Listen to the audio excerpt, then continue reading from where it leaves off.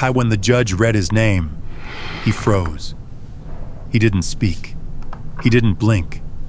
He just stared at the file, like someone had written a ghost back into the system. 60 seconds earlier, it was just another gray morning in courtroom 3A. Rain blurred the courthouse windows like time smearing old memories. The benches creaked with damp coats and tired sighs, and Walter Greer, 67, unshaven, hands trembling for more than just the cold, walked in like he didn't remember what dignity used to feel like. No lawyer stood by him, no family waved from the benches. Only the scuff of worn boots against linoleum marked his entrance. He'd been caught with a bruised apple and a stale bread roll tucked inside his coat. The charge, petty theft. But you could tell the cuffs had bruised more than his wrists. It was the way he sat, like someone who'd been empty for a very long time. Julia Moreno, a third-year law student shadowing her first real judge, barely looked up from her notepad. Another case, another name. But then Judge Lane opened the manila file. Inside, clipped awkwardly between two arrest forms, was a faded black and white photo. A young Marine, sharp-eyed, saluting. Beneath it, a name typed in all caps. Greer, Walter J. The judge's expression changed in a way Julia had never seen. His lips parted slightly. He leaned in, squinting.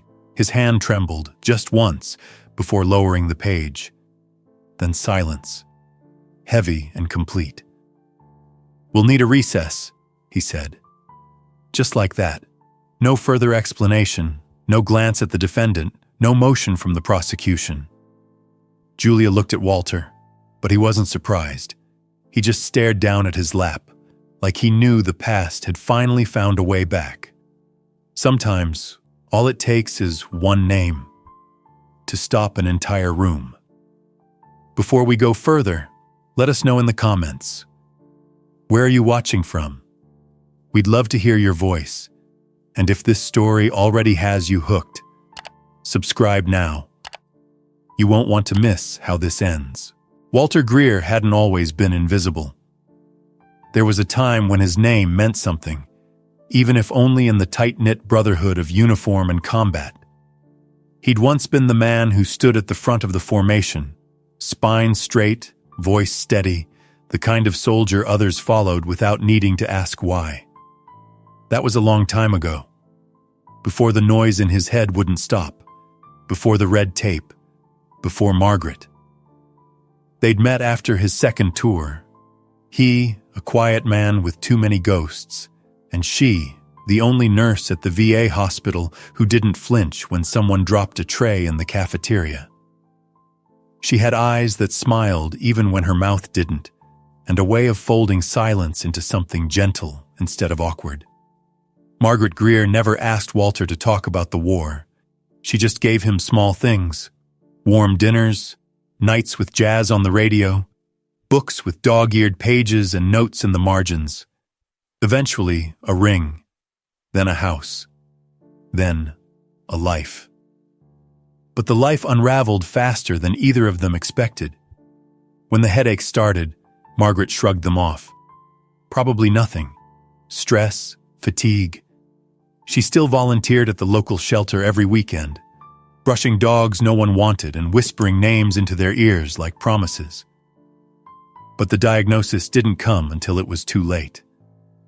The VA misfiled test results. Her caseworker was replaced. 3 appointments in a row were rescheduled. By the time someone noticed the scan, the tumor had roots too deep. Walter didn't cry in front of her, not even once. Not when she lost her hair, not when she couldn't eat, not when the pain made her forget the names of their dogs. He sat by her bedside every night, holding her hand with the same grip he once used to pull soldiers out of wreckage.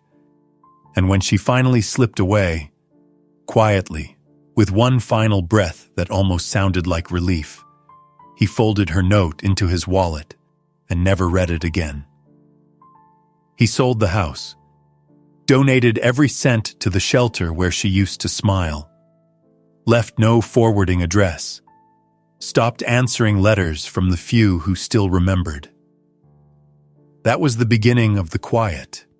No angry outburst, no dramatic goodbye.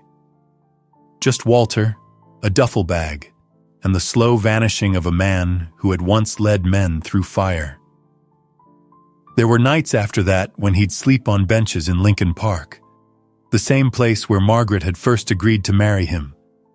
He'd rest under the same tree because she once said it smelled like summer, even in November. He kept the photo of her inside a plastic sleeve, wrapped in a ragged undershirt, tucked into the lining of his coat. No matter how cold it got, he never let it freeze. And when hunger gnawed so deep that his fingers went numb, he told himself to hold out one more day, just one more. The apple wasn't even fresh. And the roll? It was 2 days stale, marked down to 20 cents. But Walter had stood in that aisle for 10 whole minutes, waiting for the cashier to turn her head. He hadn't run. He hadn't even tried to hide it.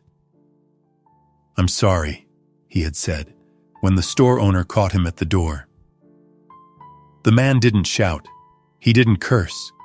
He just frowned and called the police, muttering something about needing to set an example. That if you let one guy go, suddenly you've got chaos. When the officers arrived, Walter said nothing, just extended his wrists, palms open. They didn't cuff him rough, didn't push him. But the moment the metal clicked shut, something in him collapsed inward. Not anger, not even shame, just a tired kind of surrender. No one in the store spoke up. No one followed him out. No one said, "Wait, maybe there's more to this." It had been almost 2 decades since anyone looked at Walter Greer and saw anything but a man trying to disappear. The municipal holding cell smelled like bleach and rust. The cot against the wall was thin enough to feel every bar beneath it. Walter didn't lie down. He sat with his back to the concrete, eyes on the floor, legs drawn in like a man trying to take up less space than he once had. He waited. Not for bail, not for a lawyer, not for sympathy. He waited like someone who knew how these things played out. You get processed. You stand in court. You get told who you are by people who never met you. Then you go back to the silence you came from. Across the hall, a younger inmate paced back and forth, his sneakers squeaking on the tile. "You one of those fake vets?" the kid asked, half mocking, half testing. Walter didn't answer. "Bet you tell people you were in Fallujah or some sh*t. Got medals in your sock drawer, huh?" The words stung, but not in the way the kid thought. Walter had met real liars before, people who wore stolen badges on Memorial Day and saluted wrong. But this boy wasn't angry at him. He was angry at a world that hadn't given him enough. A mirror of his own bitterness. The kid stopped pacing. "You think the world owes you something because you saw a bomb go off? Newsflash, man. No one cares." Walter didn't move, but when the guard walked past the cell and tossed him a brown paper bag, 2 slices of cold bread, 1 packet of peanut butter, no napkin, he whispered a thank you that barely reached the air. That night, he took out the photo. It was creased at the corners now, the ink slightly faded from years of being clutched too tight. Margaret looked younger in the picture than he remembered her being in real life. Hair tucked behind one ear, the faintest curve of a smile. She was sitting on the porch of their first rental, holding a cup of tea. He pressed the image to his chest.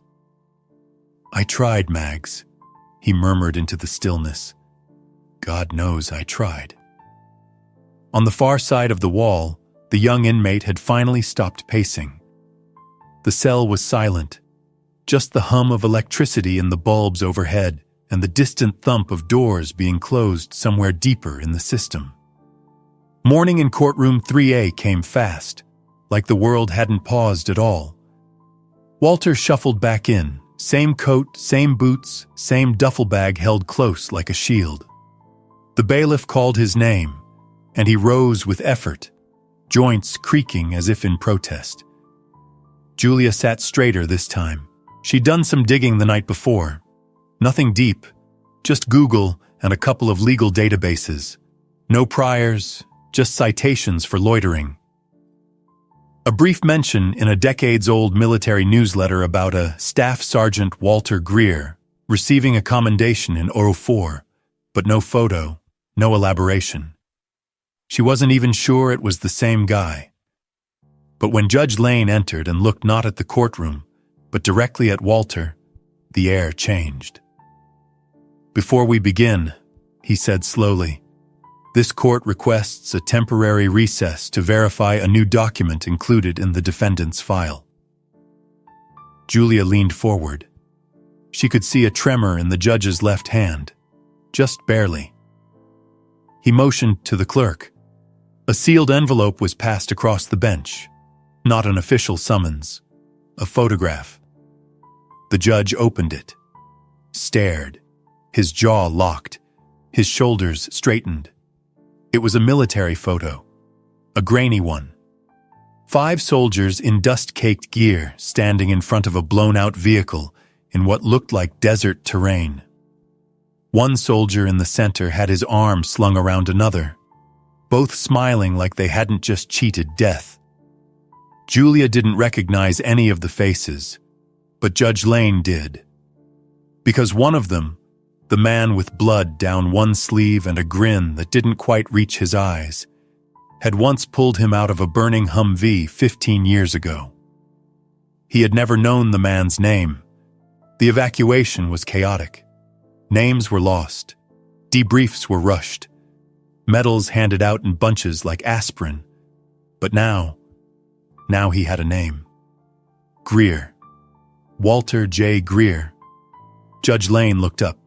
For the first time in a long while, he saw the courtroom as something more than process and procedure. He saw a man who'd once carried him through hell, and he realized that silence, the kind Walter wore like a second skin, wasn't weakness. It was what happened when the world forgot how to ask the right questions. The judge sat back in his chair, photo still in hand. He didn't speak immediately. The room held its breath, not because anyone understood what had just happened, but because something in his face had changed. Not pity, not surprise, recognition. Julia watched him closely. The man she'd been shadowing for 6 weeks had a reputation. Precise, unsentimental, clockwork in human form. She'd once seen him finish 5 back-to-back sentencing hearings without so much as loosening his tie. But now, his hands lingered on the edge of the bench. He glanced at Walter again, then back to the file, then the photo. The words he said next weren't loud, but they hit the room like a dropped gavel. This court will be suspending immediate judgment on the defendant's case, pending further review of his military records and VA status. Murmurs rippled through the courtroom. The prosecutor, a young man with perfect hair and too much confidence, opened his mouth to object, but Lane raised a hand. "This isn't about the charge," he said. "It's about context. It's about dignity." He looked at Julia. "Ms. Moreno, you're assisting legal counsel for the week, are you not?" "Yes, Your Honor," she said, blinking. "Consider this your assignment. Coordinate with the Veterans Legal Network. Retrieve a full record of Staff Sergeant Greer's service file. We'll reconvene in 72 hours. "Staff Sergeant?" the prosecutor repeated, confused. Lane didn't clarify. He simply stood. "This hearing is adjourned. Bail conditions remain. But Mr. Greer," he turned fully to Walter now, "we see you. That's all for now." Walter didn't nod, didn't speak. But Julia noticed His hands, curled tightly on the defense table just moments before, slowly eased open. She found herself thinking about him on the way home, about the man who hadn't flinched when shackled, who didn't speak unless asked, and who carried something in his silence that made the whole courtroom feel smaller. Julia stayed up that night digging deeper, through old military press, archived newsletters, obscure PDF scans from operations she'd never heard of, and finally, one blurry interview transcript, never published, where a lieutenant from the 13th Marine Battalion described being pulled from a wreckage outside Fallujah by a guy named Greer. No first name, just Greer. One sentence stood out. He disappeared right after, refused the citation, said some people didn't come home, and medals wouldn't fix that. She called every contact her internship supervisor had given her, emailed veterans' legal networks, tracked down an old VA caseworker who remembered a Margaret Greer and how her husband had stopped showing up after she passed. Walter's name was on file. His benefits hadn't been revoked. They'd been suspended due to loss of communication. No forwarding address, no next of kin, no appeal. The system hadn't erased him maliciously. It had simply moved on. She stared at the screen for a long time. 2 days later, Walter sat in the holding cell again, his coat folded in his lap, his duffel bag gone, probably locked up in evidence. His knuckles were scraped raw, not from a fight, but from cold air and too many winters without gloves. The guard unlocked the cell without a word. Julia stood behind him holding a folder. He turned slowly, unsure. "Mr. Greer," she said. He looked at her. "My name is Julia Moreno. I'm a legal intern with the court, but more importantly, I'm here because someone believes you deserve to be heard, not judged, not forgotten." He blinked, said nothing. She held out the folder. "These are your records, your commendations, your service file, and a photo from someone who remembered." Walter took it with slow hands. Inside was the picture from Fallujah, the same one Judge Lane had seen. Only now, Walter looked at it like he didn't remember being there at all. "You saved his life," Julia said quietly. Walter flinched. "I don't remember," he replied. "That's okay," she whispered. "He remembers enough for both of you." She didn't expect him to cry, and he didn't. But he closed the folder like it was something fragile, something living. And for the first time since she'd seen him enter that courtroom, Walter Greer looked up, right into her eyes. 3 days later, the courtroom felt different. Not brighter, not louder, just fuller, as if the air itself was aware that something meaningful was about to happen. Walter entered slowly, guided by a bailiff who now walked beside him rather than ahead of him. He wore the same coat, but it had been washed, pressed. The creases still held the memory of rain, but there was dignity in the lines now. When Julia saw him take his seat, she offered a small nod. He met her eyes, just for a second, and nodded back. Behind him, the gallery was no longer empty. 4 men and 2 women sat quietly in the back row. None wore uniforms, but the way they sat said everything. Backs straight, hands still, eyes forward. One of them held a folded flag in his lap. No one introduced them. No one had to. Judge Lane entered, adjusted his glasses, and didn't waste time. This court has received verified military documentation, including field commendations and VA records, that substantiate Mr. Greer's identity and service. The prosecutor, looking considerably more humble, nodded without comment. Julia stood. "With permission, Your Honor, I'd like to submit testimony from the Veterans Legal Network confirming Mr. Greer's eligibility for reinstated benefits and his unprocessed application from 2008, which was delayed due to medical hardship and lack of fixed address." Lane accepted the folder without pause. Duly noted. He looked at Walter. "Mr. Greer," he said slowly, "you stand before this court not just as a man accused of theft, but as a person whose story extends far beyond a grocery aisle." Walter didn't speak. He didn't need to. This court recognizes the weight of what was lost, not only by the system's failure, but by our collective silence. The charge of petty theft is hereby dismissed. In lieu of sentencing, the court recommends immediate enrollment in a rehabilitation and housing program for veterans and formal assistance in restoring VA access. The gavel came down with a soft, definitive knock. "Mr. Greer, you're free to go." A silence followed. Not stunned silence. Something heavier, respectful. The kind of stillness usually reserved for memorials or last goodbyes. Then, one by one, the veterans in the gallery stood. No applause, no salute, just presence. One of them, an older man with a Marine pin on his lapel, stepped forward and held out his hand. Walter looked at it for a long time before taking it. His hand shook, but he didn't let go. Outside the courtroom, the sky was still gray, but the rain had stopped. Puddles caught pieces of light that tried to push through. As Walter stepped onto the sidewalk, a voice called out from across the street. "Uncle Walt?" He froze. The woman jogging toward him looked young, maybe mid-20s, with wind-blown hair and eyes that flashed too much like Margaret's to be coincidence. "It's me, Anna Carlyle, Margaret's niece." He didn't move. For a second, his expression didn't even change.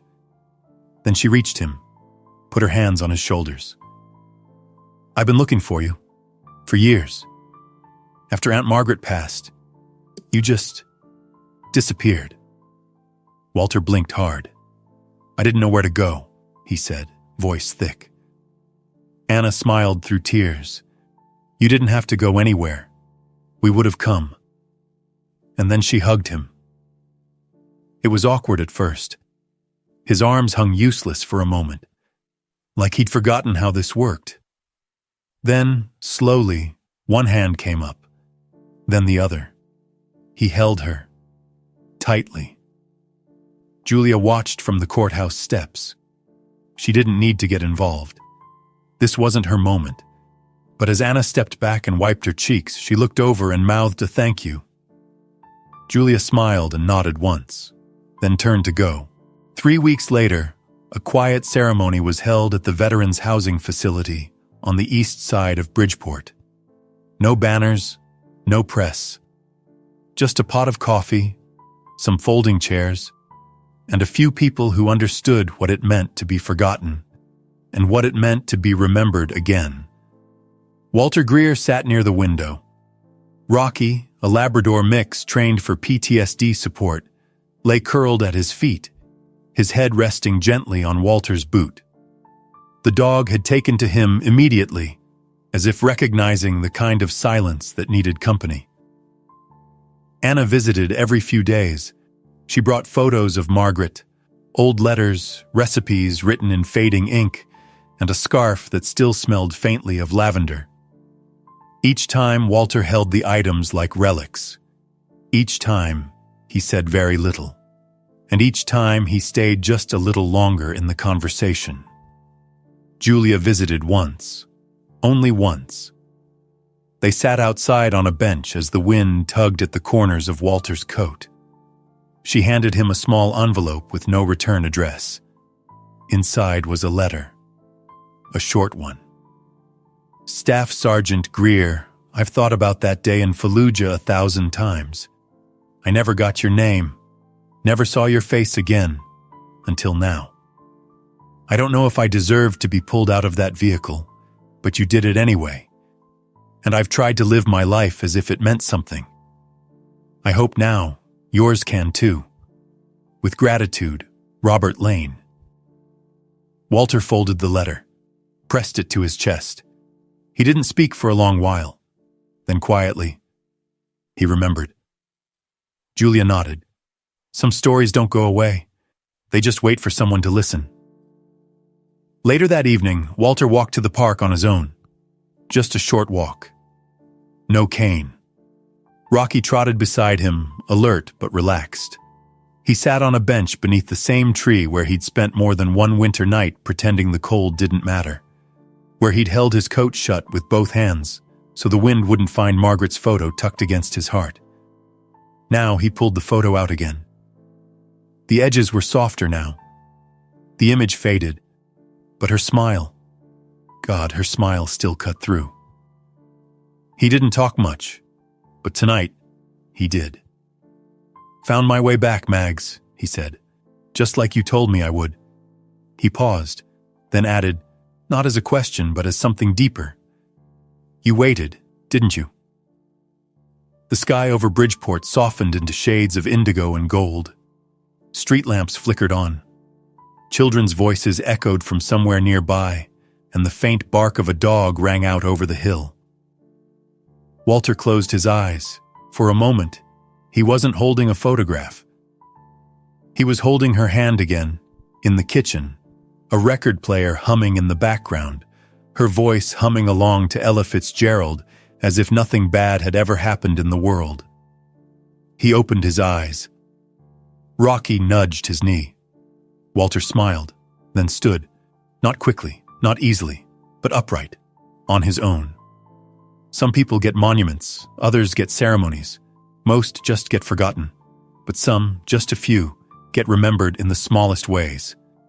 A name in a file, a photo in a drawer, a girl who refused to look away, and a man who, despite everything, found his way home. If this story moved you, tell us in the comments. What moment stayed with you the most? And if you want to hear more true stories like this one, subscribe. Because sometimes the quietest stories are the ones we need the most.